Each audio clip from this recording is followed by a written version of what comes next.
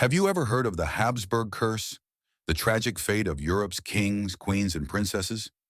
They were born in golden palaces, surrounded by wealth and power, yet carried lives filled with disease, deformities, and early death. All because of one dangerous obsession, preserving the so-called pure royal bloodline. In this video, we uncover the dark truth hidden behind those majestic portraits, where love was replaced with calculation, and innocent children paid the price for dynastic ambition. This isn't just history, it's a chilling reminder of the terrible cost when power is valued above humanity. Imagine opening your eyes one morning and realizing that every tremor in your hands, every moment you've struggled to breathe, every time your mind clouded with confusion or pain, all of it traces back not to your own choices, but to decisions made long before you were born. The truth lands like a weight. Your life, with its suffering, has been shaped by an ancestral obsession you never agreed to. Your parents, bound not by love but by blood, were driven by an ambition to preserve a family name, a crown, a legacy, even at the expense of humanity itself. And so your mother is also your cousin, your father doubles as your uncle, your grandmother could be counted as your great-aunt. The branches of your family tree do not stretch outward, but twist back upon themselves, a vine choking its own life, until nothing is left but knots. This isn't fiction. This was the reality for countless men and women born into Europe's most powerful dynasties, where bloodlines mattered more than breath, and where the desire for control outweighed compassion. It was not the peasants or the common soldiers who suffered this fate, but the kings, queens, and their children, the very people who believed themselves closest to God. They thought their lineage divine, a living thread of purity running through centuries. Yet what they preserved with such fervor was not blessing but curse, not strength but fragility. To understand these lives, we must first understand the twisted logic that created them. For centuries, rulers in Europe were convinced that the sanctity of their power rested in keeping their blood pure. They called themselves blue-blooded. Not merely as a metaphor but as a literal separation from the common folk whose veins, they believed, carried baser stuff. By binding cousin to cousin, uncle to niece, even niece to nephew, they sought to protect dynasties from dilution. But in their zeal, they sowed seeds of collapse, passing along frailties and deformities with every generation. Imagine the irony. The very strategy meant to preserve empires only ensured their undoing. To marry well in the eyes of Europe's crowned heads meant to marry within the family, and by the 16th century, the continent's royal families had become one massive web of interlocked branches, each cousin, each union, tightening the genetic noose. Alliances were measured in contracts signed between relatives, heirs conceived in rooms heavy with duty, not affection. Few of these marriages were born of choice. They were arranged chess moves on a board where human cost was secondary. Nowhere did this play out more dramatically than in the Habsburg dynasty, the rulers of Austria, Spain, and vast swaths of Europe. Their motto, whispered with grim humor, even by their own, might as well have been, "Let others wage wars, you, happy Austria, marry." And marry, they did. Not for love, rarely even for convenience, but for calculation, a series of genetic gambits that produced some of history's most tragic figures. It is here, in these corridors of power, where portraits lined walls and dynastic pride silenced compassion, that our story unfolds. But this is not a tale of rulers as triumphant figures dressed in finery, celebrated in gilded halls. No, this is the hidden story, the shadowed one, the lives crushed beneath the weight of ancestry. We will hear of women whose bodies became living battlegrounds, of children born to pain before they took their first steps, of queens whose minds unraveled under the pressure of both politics and poisoned blood. And though centuries separate us from their world, their story strikes uncomfortably close to home. It forces us to ask what happens when power is valued more than humanity, when appearances matter more than compassion, when the price of preserving an image outweighs the welfare of the individual. This is the story of the Habsburg Curse, and it begins with a child born in Vienna in 1634, who entered life with her fate already written in her bones. Her name was Maria Anna of Austria, and she would never know a day free of suffering. To understand the magnitude of this tragedy, we must step back to the peculiar belief that once guided Europe's monarchs, the conviction that royal blood was not only special, but sacred. The term blue blood was no poetic flourish, it was a worldview. Kings and queens believed their veins carried divine distinction, setting them apart from the common masses who plowed fields, fought wars, and filled treasuries with taxes. Preserving that purity was not tradition, it was obsession. From the Middle Ages through the Renaissance, rulers justified their power as God's will. But if their right to rule rested on divine blood, then their families had to remain untainted. This was not unique to the Habsburgs, though they pushed it to its deadliest extreme. Across Europe, from England's Tudors to France's Bourbon's noble houses, intermarried, convinced it would keep their dynasties unbroken, their authority unquestioned. What they ignored was the quiet fragility they were breeding into their own flesh. By the 16th century, the practice had grown grotesque. Dynasties became tangled in webs of kinship so tight that their genealogies collapsed back on themselves. Cousins married cousins, uncles wed nieces, and closer unions still gained papal approval. Each marriage was less about love than strategy, treaties written not in ink, but in blood. Borders were secured, alliances sealed, dowries collected, yet the children born of these unions carried hidden burdens, defects silently etched into their bodies. The Habsburgs mastered this art of dynastic self-destruction. Their empire stretched from Vienna to Madrid, from the Holy Roman Empire to colonies across the seas. Their motto, "Let others wage war, you, happy Austria, marry," was not mere wit, but policy. Instead of spilling blood on battlefields, they drained it from within, until the consequences became undeniable. The infamous Habsburg jaw, so pronounced it, impaired speech and eating, became only the most visible mark of the experiment. Behind it lurked infertility, epilepsy, and madness. But the scars were not only biological. Imagine growing up in palaces lined with portraits, staring into painted eyes of ancestors who bore the same deformities. Imagine physicians whispering about mysterious ailments, yet never daring to speak the truth. For those born into this system, suffering seemed scripted in advance. Their bodies were vessels, carrying the price of centuries of ambition. In Vienna, winter of 1634, one such child arrived, Maria Anna of Austria. Her birth was hailed as a triumph, a new link in the Habsburg chain. But for her, life would never mean freedom or joy. She was born not of love, but of calculation. While other children played in Hofburg courtyards, Maria Anna struggled to walk. Her spine curved, forcing her into painful posture. Her jaw jutted so far forward that meals became ordeals. Servants cut food into tiny pieces, yet she still labored to chew and swallow. To outsiders, she appeared frail. To those within the palace, she was the dynasty's curse made flesh. Doctors came, robed in authority, their instruments steeped in superstition. They measured the angle of her spine, the severity of her jaw, recording every detail with clinical detachment. To her face they spoke of God's will, but behind closed doors they named what no one dared, the Habsburg Curse. They prescribed bloodletting, ointments, prayers. None brought relief. Yet the harshest torment was not physical but psychological. Maria Anna lived among portraits, rows of ancestors whose features echoed her own. Her deformities were not accidents, they were inheritance. Looking at those faces, she realized her pain was no random misfortune, but the deliberate cost of dynastic pride. She was not merely Maria Anna, she was the embodiment of generations trading compassion for power. And so, as her body weakened, her mind sharpened. Books became her refuge, opening worlds where marriage was for love, not lineage, where children were born free from ancestral sin. In pages she found the life denied to her, yet reality intruded. Suitors came always, cousins only, to recoil at her condition. Even in a society where cousin marriage was normal, Maria Anna's deformities were too severe. She would never marry, never know what it meant to be chosen.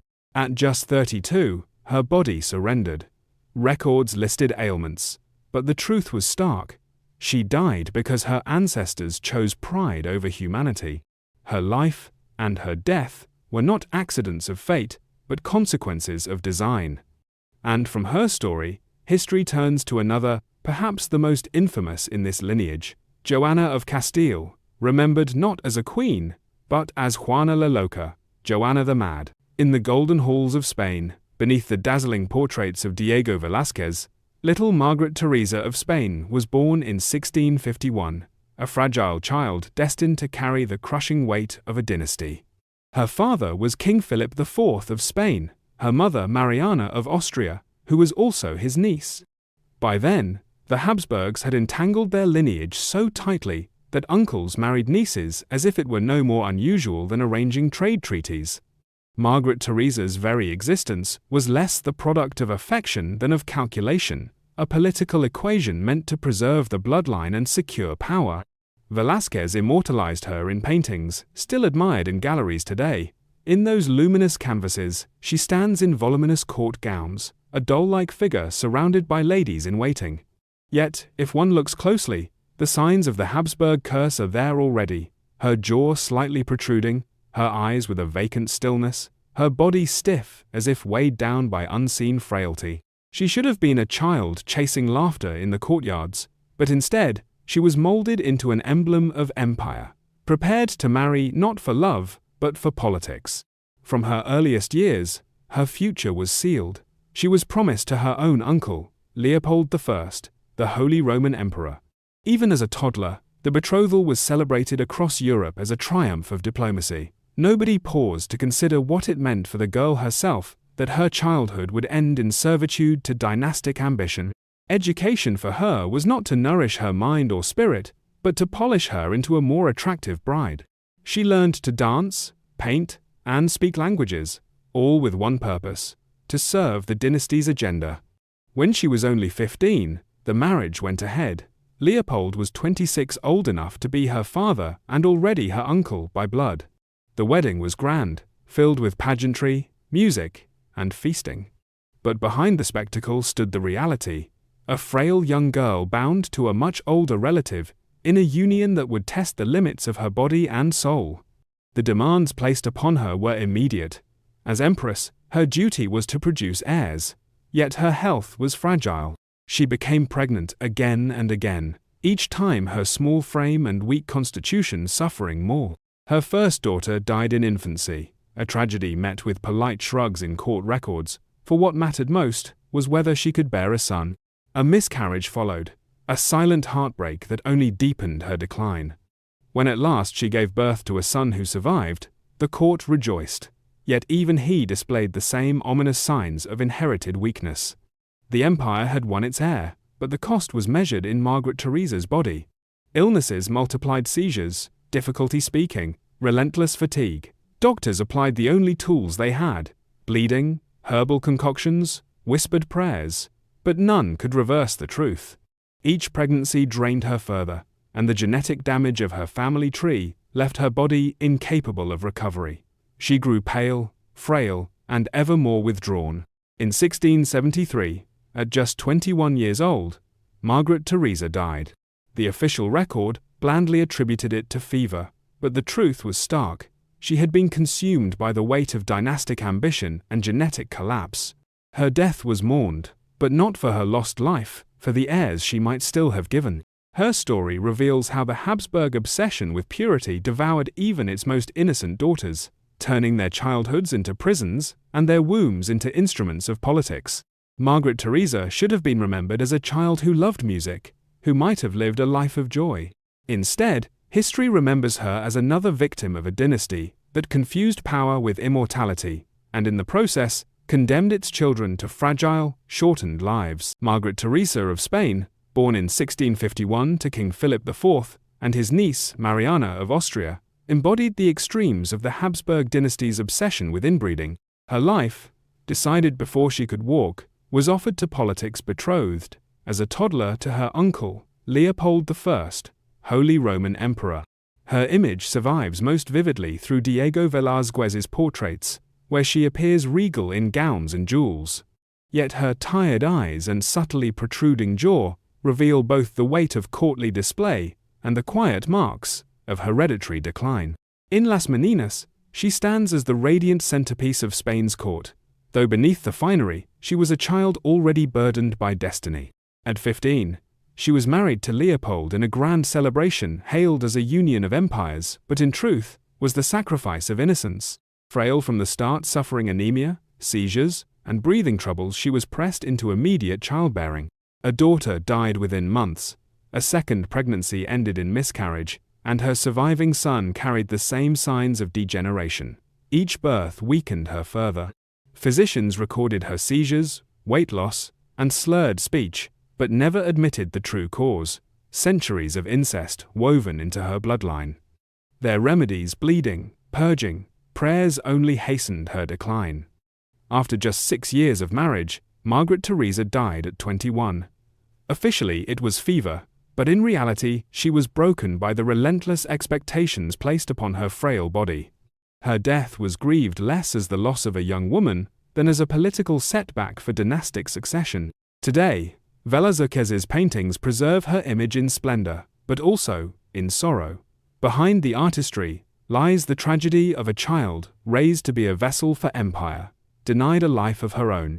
From her brief story, history moves to Versailles, where Anna of Austria would face her own trials in the gilded cage of dynastic marriage. Anna of Austria, born in 1601 to King Philip III of Spain and his niece Margaret of Austria, carried the same frail inheritance of her dynasty. Like many Habsburg daughters, her life was set in stone. At 14, she was married off to Louis XIII of France, a union designed to seal peace between two rival powers. Torn from Madrid and thrust into Versailles, Anna's marriage was celebrated with pageantry, but reality quickly grew harsh. Louis XIII was cold, distant, and possibly incapable of affection. Anna, isolated in a foreign court, was expected to bear sons immediately. Instead, her first pregnancies ended in miscarriage or infant death. Each failure brought humiliation, gossip, and accusations that she was cursed. Physicians subjected her to brutal treatments, bloodletting, purges, invasive examinations, never recognizing the deeper issue. Generations of Habsburg inbreeding had compromised her body. As years passed, Anna withdrew. She developed crippling anxiety, depression, and what we would now call agoraphobia, often refusing to leave her chambers. Separated emotionally from her husband, she turned increasingly to religion, seeking solace in prayer and ritual. For 2 decades, her position as Queen of France was precarious, her worth questioned at every turn. Then, after 23 years of childlessness, the miracle came. She gave birth to Louis XIV, the future Sun King. 2 years later, she bore another son, securing the dynasty. The French court celebrated as if divine providence had vindicated her, yet the years of anxiety and physical decline had left deep scars. She continued to suffer melancholy, digestive illness, and exhaustion until her death in 1666. Anna's story was written as one of triumph, mother to France's most powerful monarch, but behind the glory lay the suffering of a woman reduced to her reproductive role, her humanity overlooked. Her fate shows how dynastic marriages were less about unity than about the slow destruction of those trapped inside them. Born in 1755, Marie Antoinette was the daughter of Empress Maria Theresa of Austria and Francis I, carrying centuries of Habsburg blood in her veins. At just 14, she was married to the French Dauphin, later Louis XVI, in a dazzling alliance meant to bind Austria and France. The girl who crossed the Rhine in silks and jewels carried more than political hope. She carried the fragile inheritance of her lineage. From the beginning, her marriage was troubled. For 7 years, it remained unconsummated, sparking vicious rumors across Europe. Courtiers mocked her, whispering that she was barren, cursed, or unfit to be queen.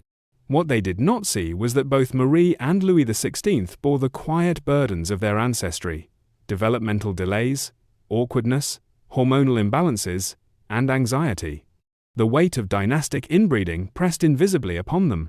When at last she conceived, her difficulties continued. Her pregnancies were marked by severe sickness, miscarriages, and crushing emotional swings. Only a few of her children survived. Each loss eroded her spirit further, leaving her anxious, erratic, and overwhelmed. Court observers mistook her depression and impulsivity for arrogance, feeding the legend of a callous queen. The infamous line, "Let them eat cake," words she likely never uttered, became a weapon, painting her as indifferent to suffering. As revolution gathered outside Versailles, Marie's inner fragility collided with France's fury. Her mood swung between frantic energy and deep despair, symptoms historians now recognize as stress-exacerbated mental illness common in the Habsburg line. During her imprisonment, guards noted her confusion, her detachment, and her moments of haunting silence. Yet, in the end, she faced her trial and execution in 1793 with remarkable dignity. Her death was more than the fall of a queen, it was the symbolic collapse of dynastic Europe. Marie Antoinette was remembered as reckless and extravagant, but beneath the caricature lay a woman shaped by centuries of genetic burden, thrust into a storm she could never control. By the late 17th century, the Spanish Habsburg line had become a living experiment in genetic collapse. At its center stood Charles II of Spain, a king so inbred that his genetic coefficient exceeded that of a child born to siblings. He was sickly, impotent, epileptic, and mentally impaired, an emperor in name, but a symbol of dynastic decay. Yet while Charles embodied the end of a bloodline, his sisters and cousins, the Spanish infantas, bore an even heavier burden. They were expected to marry, to reproduce, and to continue a lineage already poisoned. Their childhoods were tragic studies in fragility. Records describe princesses who could not walk properly until late childhood, who spoke unclearly, who suffered seizures and respiratory disease. One girl endured epilepsy so severe she could barely climb stairs. Another could eat only liquid foods because her jaw was too malformed to chew. Yet these children, so clearly unfit for the roles demanded of them, were still treated as bargaining chips in the political games of Europe.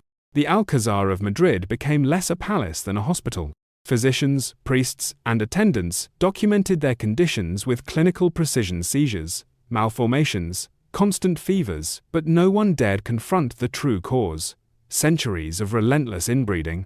Instead, marriage negotiations proceeded as if nothing were wrong. Suitors were given medical reports not to protect the women, but to assess their breeding potential. Some were wed despite their fragility. Maria Margherita, developmentally delayed and frail, was married off to her cousin Leopold I, the same emperor who had once married Margaret Theresa. The union was a disaster. Her health made consummation nearly impossible, and her pregnancies ended in heartbreak. Others suffered miscarriages, stillbirths, or gave birth to children who lived only days. Behind palace walls, letters between royal women reveal the human cost: grief, fear of pregnancy, and the crushing weight of being blamed for outcomes no one understood. These infantas lived in shame, retreating from public life, believing their failures were punishments from God, rather than the inevitable outcome of genetic isolation. They grew up in a world where their only worth lay in producing heirs, yet their very bodies betrayed them. In them, the Habsburg experiment reached its cruelest conclusion. Their suffering was not only personal but dynastic, each miscarriage, each malformed child a nail in the coffin of an empire that had chosen pride over survival. By the time Charles II died childless in 1700, the Spanish Habsburg line was extinct, and Europe would be plunged into the War of Spanish Succession. The infantas were remembered less as individuals than as symbols of decline. Yet behind the politics lay a harsher truth. They were children born into cages of blood and expectation, condemned to embody the downfall of their dynasty. For centuries, courtiers, physicians, and priests whispered of a Habsburg curse. They blamed God's will, mysterious illnesses, or even demonic influence. Yet the truth was not supernatural at all, it was genetic. Modern science provides the language and clarity that those who lived through the dynasty's decline could never have grasped. When closely related individuals have children, the chance of harmful recessive traits surfacing rises dramatically. Normally, harmful genes are masked when one parent's healthy gene overrides the defective one. But in a closed pool where cousins marry cousins, uncles marry nieces, and generation after generation repeats the cycle, the harmful genes multiply. What should remain rare begins to dominate. This is known today as inbreeding depression, a weakening of the body and mind caused by too much genetic overlap. The Habsburgs became the textbook example. Their signature trait, the so-called Habsburg jaw, or mandibular prognathism, was not merely cosmetic. For some, it meant difficulty speaking, chewing, or even closing the mouth. Beneath the surface, other consequences festered: infertility, epilepsy, weak immune systems, miscarriages, depression, and mental decline. Court records, filled with observations of melancholy, falling sickness, and delicate health, read like case studies of hereditary disease. Charles II of Spain is perhaps the clearest proof. Genetic studies done centuries later suggest his inbreeding coefficient was higher than that of the child of a brother and sister. His long list of ailments from sterility to neurological problems wasn't divine punishment, but the predictable collapse of a family tree that had folded in on itself too many times.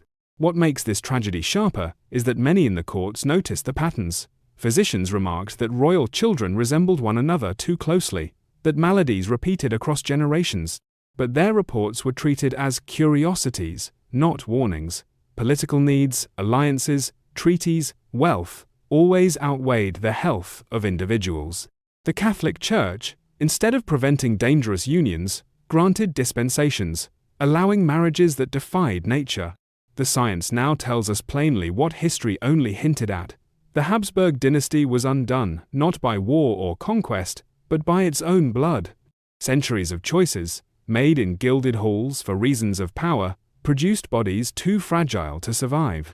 Their decline stands as one of the most striking human examples of what happens when ideology and ambition ignore biology. By the time the dangers of inbreeding were obvious, one might expect Europe's rulers to stop. Yet the system endured for centuries, even accelerating in its final generations. Why? Because, for kings and queens, blood was more than biology. It was ideology, politics, and power itself. Dynastic marriages were the glue of empires. Each union sealed treaties, secured borders, and promised dowries of gold, armies, or territory. A princess wasn't seen as a daughter, but as a bargaining chip. A prince was not a son, but a vessel for alliances. The personal cost miscarriages, deformities, lifelong illness was dismissed as secondary to what marriages could yield in maps and coin.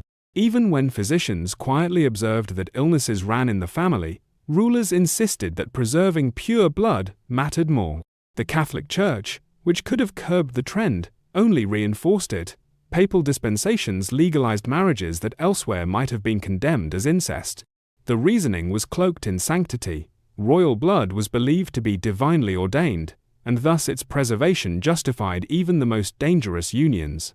God, they argued, had chosen these families to rule. Who were mortals to challenge his design? Even the women who suffered often believed in the system that destroyed them. Raised from birth to see themselves as superior to commoners, they accepted the notion that marrying within their circle was both duty and privilege. Some actively sought these unions, convinced that keeping royal blood unsullied was worth the risk. Few understood that in trying to preserve strength, they were hastening collapse. Most tragic of all was the hope that persisted across generations. Each queen, each princess, prayed that her child might be different, that the next heir would escape the fate etched into the dynasty's DNA. Yet pregnancy after pregnancy ended in loss, and those children who survived often carried the same frailties. Hope, rather than halting the system, became the very fuel that kept it alive. Thus the cycle endured, driven not only by political necessity, but by faith, pride, and denial. Even as the dynasty faltered, rulers clung to the illusion that their blood made them chosen, and so they tightened the noose that would ultimately strangle their line. The story of the Habsburgs did not end with a triumphant heir, but with silence. When Charles II of Spain died in 1700 without children, the dynasty collapsed, leaving Europe to fight over his empty throne. His death was not merely the end of a bloodline, it was the final punctuation on centuries of choices that had valued ambition over humanity. From this grim experiment, history gained more than tragedy. The suffering of Habsburg women, Maria Anna hunched over in pain, Joanna locked away as mad, Margaret Theresa dead at 21, and countless others, became part of the evidence from which modern genetics later drew lessons. The term Habsburg jaw, still used by scientists today, reminds us that biology keeps records even when politics tries to erase them. Their bodies were not only victims but case studies, showing the dangers of repeated consanguinity long before science could explain it. Yet the legacy is not solely medical. These women were not curiosities or clinical notes, they were human beings who laughed, wept, prayed, and dreamed, only to be reduced to instruments of policy. Their stories echo a larger truth. When people are treated as means to an end, suffering multiplies. In their time, they were denied individuality. In ours, remembering them restores it. The tragedies of the Habsburgs also remind us of resilience. Despite frailty, some found ways to endure through books, through faith, through small acts of defiance. Even in their confinement and decline, they carried themselves with dignity that politics could not strip away. Marie Antoinette's composure at the scaffold, Anna of Austria's persistence in faith, Joanna's fierce love that outlasted sanity, all point to a human spirit that refused to vanish, however compromised the body. Today, their downfall stands as both warning and legacy. Warning, because it shows what happens when ideology blinds a society to basic truths of life and health. Legacy, because their pain taught science, and their voices, once silenced, now return through history to plead for compassion. The curse of pure blood ended not in glory but in collapse, proving that nobility is not preserved by walls of lineage, but by humanity itself. So, when we look back at the painted portraits, the stiff gowns, the jewels, the carefully composed faces, we should not see only queens and princesses. We should see the children who never had a choice, the women who bore a burden not of their making. Their suffering carved lessons that reach us across centuries, that pride can destroy, that tradition without compassion corrodes, and that true nobility lies not in blood, but in remembering the humanity of those who came before.